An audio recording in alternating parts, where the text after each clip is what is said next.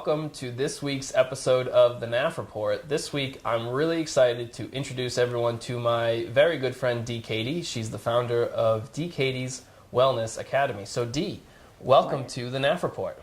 Well, thank you for having me, Chris. I'm excited to be on the show. Yeah, I'm excited too because after getting to know you a bit, I've been really impressed and really respect what you're all about. Well, thank you. What you and your company do in educating and training people to live a life full of wellness and fitness and happiness and mental health, taking care of all that. I really admire that. So wanted to take this as an opportunity to speak to all those things and dive into all that you do. But seeing that you're the founder of Dee Cady's Wellness Academy, I thought it'd be interesting for the folks at home to sort of hear your path to get there. What has that journey been like? Well, it's been a long journey. Yeah. It actually started when I was a teenager. Mm-hmm. I was always the chubby girl. And I realized around 18 that I didn't want that to continue. Yeah. And so I started really digging into exercise and discovered exercise, and I really liked it. And I found that put me in control of my weight, which helped give me more confidence. Yep. And so my health and wellness journey started back in my teens, and it's always been a personal thing. I grew up eating TV dinners and all of that kind of stuff, so I had very little knowledge of nutrition or anything like that, and my family spent a lot of time riding motorcycles and dirt bikes, and which was great, which is a great way to grow up, and I had so much fun, but not a lot of physical activity. I did some sports. I played baseball, but quite frankly, baseball's not a lot of running. So not a lot of physical activity, which I discovered in my late teens. From there, I got more into becoming a gym rat because I loved it and found my tribe. And that took me into getting certified and getting into spinning. And so I've been teaching fitness classes since my late 20s and loving it. Yeah. And then before you got into coaching wellness, you spent some time in quote-unquote corporate America. I did. What was that like, and how did you transition from that? Oh, that's interesting. I was in accounting, and so I was the controller for a large healthcare organization, which is what got me into healthcare. And I found that I really was better on the sales end. So I became an insurance broker. I mean, this is definitely the fast forward. Became an insurance broker. So my background and my degree was in finance and accounting, and became an insurance broker specializing in healthcare.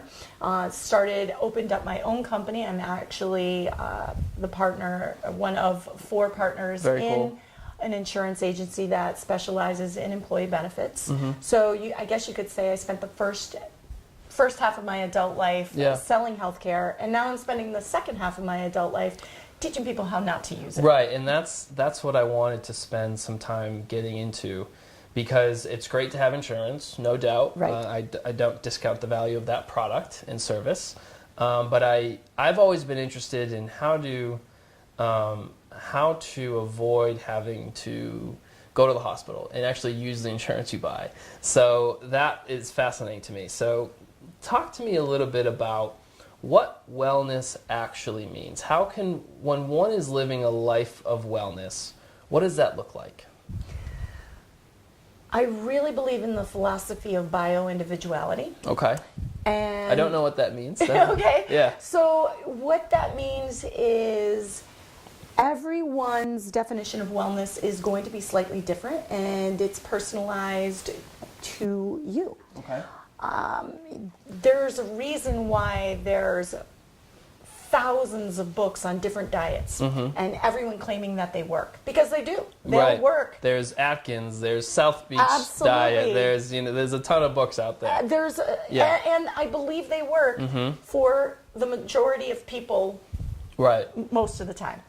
But there's always, you get those people that say, oh, Dee, I've been trying to lose weight I've tried this, I've tried that, I've tried this, I've tried that, but it's it's finding your individual key and unlocking your own code that makes it right for you. Right. And that's why, you could be perfect on paleo and someone else might be vegan. Right. Because it just works better for Right. you. So it's understanding your own body and listening to your own body, and there's several different components of that. And it's not only nutrition. Right. It's all encompassing. It's not just nutrition. It's not just fitness. There's the mental health aspect of Absolutely. it. Right. So when we think of individuality and wellness, it's that all-encompassing feature, right? It is. Right. It is, because think about it. There's several different components. There's the spiritual component, your relationships, your finances. I mean, I meet a lot of people. All of those are difficult. They are, but they're part of your wellness. Yes. I do a lot of presentations, especially on a corporate level, dealing with stress management. Yes. And it's finding the root of the problem. Yeah, you're stressed at work because work is stressful, but really, is it because in the back of your mind you're fighting with your spouse, or Right. you're into, up to your eyeballs in debt, and maybe that's why you're really stressed. So when you're meeting folks at all the speaking engagements you do and all the big companies you speak with, and I know you do a little bit of one-on-one consulting too, is there a common theme that you found when someone comes to you and says, Dee, this isn't right. This part of my life isn't right. Or I'm stressed at work, or I'm overweight, or, my relationships just aren't where they need to be. Are there common themes for the folks who find that their wellness is sort of offset? I think common themes, most of the time when I meet people, especially on an individual one-on-one coaching basis, everyone comes to me because they want to lose weight. That's usually where it starts. And they say, I want to lose 10 pounds or 20 pounds or whatever. And that's where we begin, and we talk about nutrition. But it's not until we really dig in deep where you find out what it is that's holding them back. And it's usually fear-based, of some sort of fear-based. Okay. And sometimes they want to lose that 10 pounds because they feel that they're not connected with their spouse, and they're going to, if they look better, then maybe they'll have a better relationship with their spouse. It'll turn back the clock on my marriage, something like that. Right. Yeah. And so it's really digging deep into having that conversation and getting to the root of the problem. And sometimes the root of the problem is, in fact, a nutrition problem, and sometimes it really isn't. It's a relationship thing.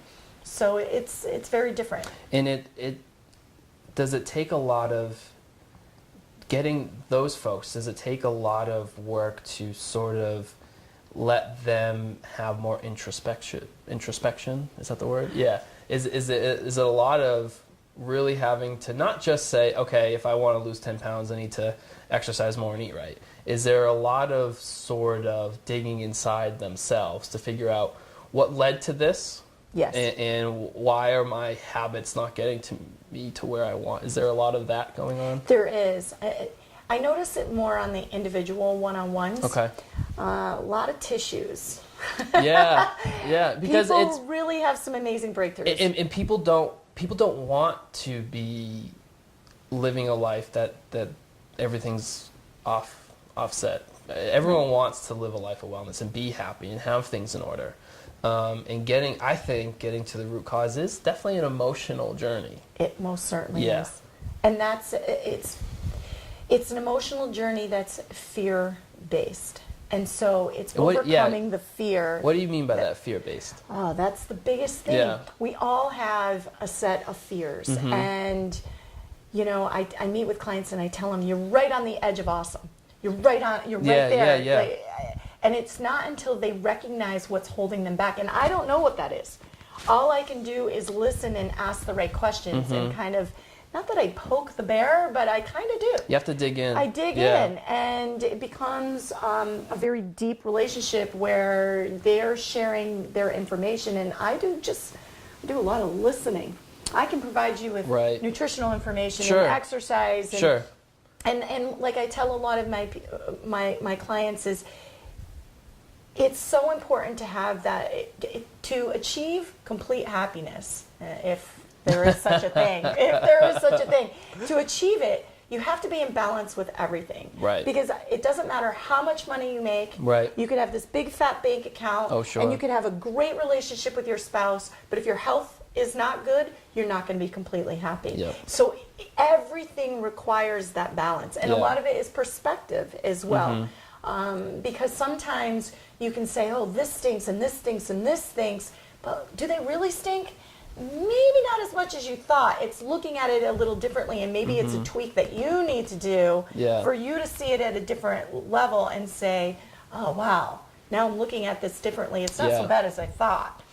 And what I think is really fascinating, the point you brought up of what's holding people back, I think we, and I've noticed it myself, I think we have a tendency to avoid really figuring that out, because that can lead to some very uncomfortable moments and sometimes some very uncomfortable conversations with people in our life. Yes. And what holds us back isn't necessarily glaring at us. Sometimes it really takes a lot of work to figure what that is. And that's why, you know, following what you do is really fascinating to me, because when people can figure that out, like you said, they're on the edge of awesome and they can take off. Right. So do you have, like, have you seen, talk to us about, you know, some success stories of where you've seen someone on the edge of awesome and they just, all of a sudden they're taking off?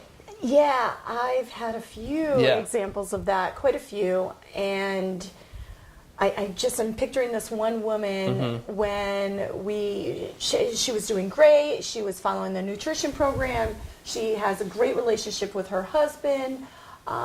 This one woman in particular was having some financial struggles, which I did not know when she first hired me. And we were probably 6 weeks into our session, our 12-week session together, and she realized that it was this deep-rooted fear that she had back when she was a kid of people not liking her and not having friends and not being invited to events when she was like 10. And it came to that realization, I have to be skinny for people to invite me and for people to like me, and that wasn't the case at all. Right.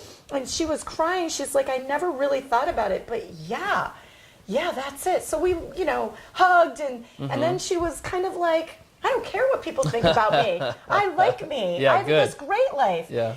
That was the turning point. That is when all of this stubborn weight that she had had for years just started melting off. And I don't know scientifically what causes all of that, but it was a blockage for her. It wasn't until she loved herself and gave herself that permission when she just achieved that success. She was doing all the right things with exercise, all the right things with nutrition, had a great relationship with her husband. It was this mental block in her own head, which is incredible to see from the other end. And I think that's a common theme. Yes. And that process of, going, even if you're on the edge of awesome, the process to get to awesome, it seems like, to me, a lot of it can start with just the power of positive thinking.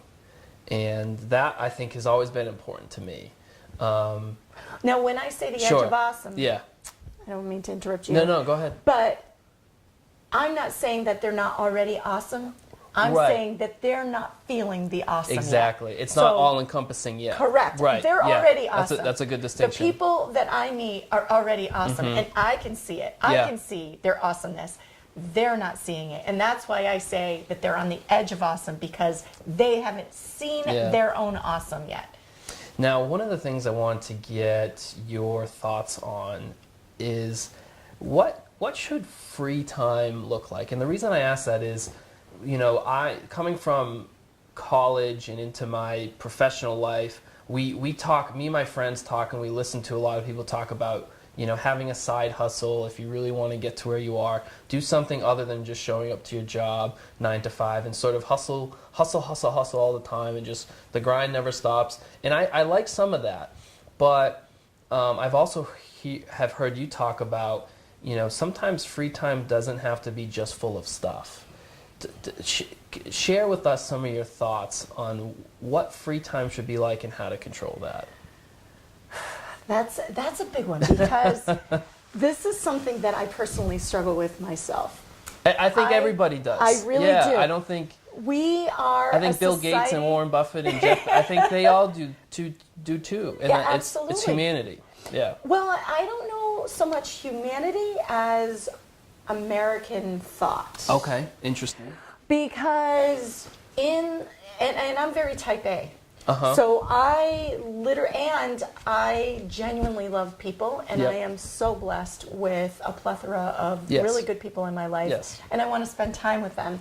And I love to ski and snowmobile and go on hikes and bike and I love to do all these amazing things. Yep. And I am the overbooker. Guilty. Yeah. I am the overbooker. I'm guilty of that too. Every minute of my life and then rush around like a crazy person. And then I wonder, like, how did I get it all done? And and I love doing that most of the time. But I think the key words are free time. Yeah. I think that you should, at some point, at least once a week, have that free time. And that free time should be about, you hear all these buzzwords about self-care and all that. There's something to be said for that. There's something to be said about unplugging, about saying no, which is saying yes to yourself. Yes. And I find that when I do that, when it's good to have a pajama day. I was telling one of my friends this past summer, it rained. We had this big motorcycle trip planned, and I was really excited about going. And then it poured the day it was scheduled, which was a Sunday. Yeah. And I stayed in my jammies all day. Yeah. And I read a book, and I did nothing. I actually cook, which I enjoy. Yep. And I really did nothing but that. And I started to feel guilty, like, oh, I really should do laundry, and I really should do this, and then I was like, no, this is great. Right. And yeah, so I'm glad you mentioned all that, because one of the things I think incorrectly thought sort of entering college and getting into the workplace is just always be busy. And what I quickly learned is when you do that, you reach a breaking point, and then everything can shut down. Your productivity can completely suffer. Your happiness can completely suffer. So I think, to your point, if you can take the time, and maybe it's once a week, if you can set that for yourself, sort of to unplug and sort of recheck yourself, I think that's super important. And I'm starting to do that a little bit more, and I found it to be super helpful. Right? It's energizing, is it not? I think we're starting our children on it younger and younger and younger, where now, I remember growing up and playing outside. Yes. Kids don't play outside. It drives me crazy. Yeah. Right. Yeah. So nowadays we've got our kids, they get out of school and we're rushing them to karate and soccer or dance, and then there's music lessons, and then it's homework, and we're rushing all around. And so my corporate clients in particular, I'll do nutrition challenges for them, and I ask them, what are your biggest challenges? Because we want to overcome those challenges, especially in a group setting. We want to overcome those challenges as best as we can. And the number one thing that comes up is, I am rushing all the time. I don't have time to plan meals for my family. And that leads back to this free time. Why are you cramming every moment of free time with things to do? And we're teaching our children to do it too. So I think if I had a magic wand to change anything, that is one thing that I would definitely change.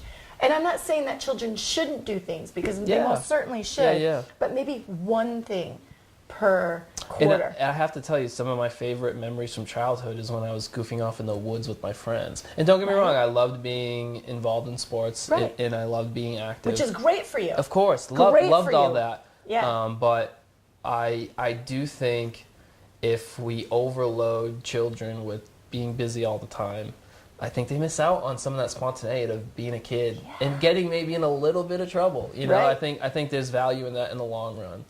And you mentioned nutrition with some of your corporate clients, and I definitely wanted to, while we have the time, speak a little bit about that. Nutrition is fascinating to me. And what the audience doesn't know is Dee's been coaching me since about December, late fall, December, early in the beginning of the new year, on how to change some of my nutritional habits. And the biggest thing for me has been doing more in the home and not depending on going out or ordering out. So I have been making smoothies, and I've been cooking all these great recipes, and I've noticed a change in my daily life because I've taken my nutrition more seriously. And I always thought I ate okay, but I definitely take it more seriously now. So I just from my experience in how you approach nutrition, I have found it super beneficial. So talk to us a bit about, what is important to know when you want to tackle nutrition? I think the most important thing to know would be if Mother Nature made it, it's okay. Right. Yeah. It gets back to the bio-individuality. Right. She agrees. Yeah. It gets back to the bio-individuality. Obviously, there's people that have allergies or things like that. But quite frankly, if in fact you are eating something that's real food, then you're going to be on the path to best health. Right. Absolutely. And that, I think, there's still a lot of debate, right? Should you do paleo? Should you do vegan? Even now, I've seen some like very hyperactive guys who are like into like extreme sports or hunting. They're like on this all meat thing. That's the newest crave. Oh, but many, yeah. they all sort of have the same basic point of natural whole foods. Yes. And that when I shifted to, and don't get me wrong, I still have my cheat days and my cheat meals. But when I get back, who doesn't love pizza? Yeah, of course, right? Yes, my favorite food. Yeah, it's amazing. But when they all have that common theme. And so if some people say, well, don't eat potatoes, right? But eat potatoes. Eat potatoes, right? Potatoes are not the devil, right? The real thing is less processed food, right. More natural and whole foods. I get a lot of times, especially what I focus on in my educational meetings, particularly the corporate ones, because you're meeting with such a vast amount of people, and you don't know what their individual stories are. And so I focus on clean eating and what that means, and what that means is teaching people what is in the foods that they eat. Right. Read the labels. Read the labels. Yep. I teach them how to become ingredient detectives and what is natural flavoring, what is, artificial natural sweeteners versus artificial sweeteners, things like that. Teaching these people what these things are. Right. And so basically it's letting people know what is good and what isn't good from a natural standpoint. And then they need to take that further, have conversations with their physicians and make sure that fits into who they are as a person. But And the last thing I wanted to sort of touch on nutrition, I sort of think we at this moment in society have the highest level of consciousness about nutrition that I think we ever have had. Now, do you think that is the case? And do you think, yes, we sort of recognize that TV dinners, that's not your best option, right? I think we know that, right? And you can Google what good food is to eat, right? But from your perspective, are we at a place where we're better at nutrition than we were, say, 50 years ago? So, using 50 years as the timeline? No. Okay. Well, 50 years ago... Because the reason I ask, that's a couple generations away. Right. 50 years ago, they didn't do what they do now to food. So the meat and potato diet was healthier in the fact that the meat was eating real grass That was a way to approach food in America back then. Meat and potatoes, something simple. You can cook some meat. And you make a lot of potatoes. Vegetables you from could your feed garden. a family. Yep. But that was all natural. We weren't throwing a bunch of pesticides on it. We didn't have the processed systems that we have in place that really took place mostly in the 70s. Okay. So if in fact we're talking that time frame, they didn't really give it much thought because we weren't really harming ourselves with additives. Yep. Well, that didn't start until much more recently. And as far to answer your question as are we more enlightened now? Yeah. It has been my experience that most people that I meet make every attempt to eat well. They Right. really do. Right. They tell me, well, Dee, you know, I bought the green tea and I made sure that it had no extra sugar, and I bought the low fat this. And what they're not realizing is all of what goes into those products to make it low fat.